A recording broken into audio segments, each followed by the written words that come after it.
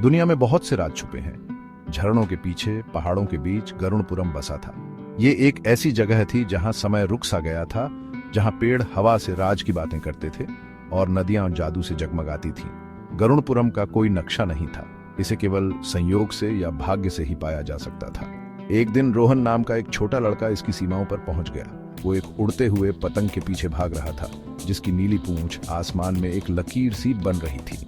पतंग उसे जंगल में और अंदर ले गई, जहां पेड़ घने हो गए और हवा में एक अजीब सी ऊर्जा भर गई। रोहन रुक गया, अचानक डर गया। वो वापस मुड़ना चाहता था, लेकिन उसके पीछे का रास्ता गायब हो गया था। जंगल ने उसे अपनी हरी बाहों में जकड़ लिया, हवा में उसका नाम पुकारा। ऐसा लग रहा था रोहन का गरुड़पुरम में होना तय था। जैसे ही रोहन चला, पेड़ कम होने लगे। उसने खुद को एक खुले मैदान में पाया, जहां एक क्रिस्टल जैसी साफ झील धूप में चमक रही थी, और एक डाल पर बैठा उसे बुद्धिमान सुनहरी आंखों से देख रहा था, एक ऐसा पक्षी जैसा उसने पहले कभी नहीं देखा था। उसके पंख सूर्यास्त के रंग के थे और उसकी आवाज जब वो बोला, घंटियों की तरह थी। स्वागत है रोहन, चिड़िया ने गाया। मैं हरि हूं, इस भूमि का रक्षक। तुम गरुड़पुरम आ गए हो, एक ऐसी जगह जहां सपने जन्म लेते हैं और जादू रहता है।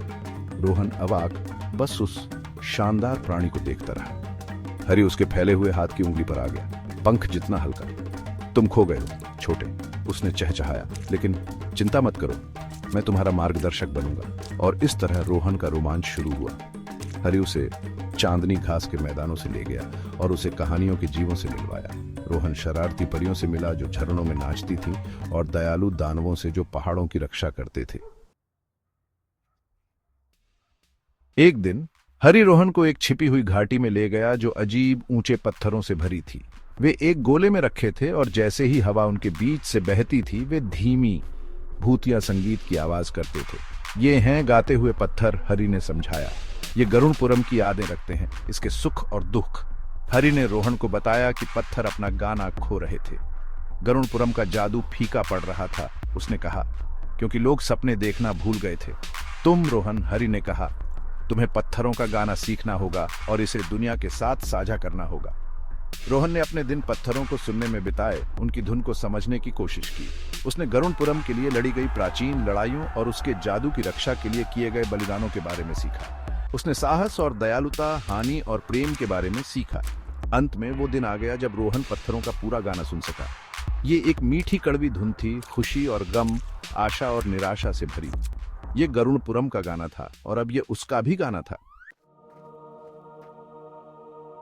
भारी मन से रोहन ने हरि और गरुड़पुरम के अजूबों को अलविदा कहा। उसने अपनी आंखें बंद कर लीं और जब उसने उन्हें खोला तो वो अपनी दुनिया में वापस आ गया था। उसके गांव के परिचित दृश्य और आवाजें अब अलग लग रही थीं, किसी तरह और अनमोल। रोहन जानता था कि वो गरुड़पुरम को कभी नहीं भूल सकता, या वहां जो सबक उसने सीखा था। वो अपने दिल में गाते हुए पत्थरों का गाना रखता था और वो जानता था कि इसे दुनिया के साथ साझा करना उसका मिशन था। वो लोगों को हर सूर्योदय, हर पत्ते, हर मुस्कान में मौजूद जादू की याद दिलाएगा। वो उन्हें सपने देखना याद दिलाएगा। और इसलिए रोहन अपने साधारण जीवन में लौट आया, अपने असाधारण साहसिक कार्य से हमेशा के लिए बदल गया। वो अब जानता था कि जादू केवल छिपी हुई भूमि में ही नहीं, बल्कि दुनिया के रोजमर्रा के अजूबों में भी पाया जाता है, अगर आपको पता हो कि कहाँ देखना है।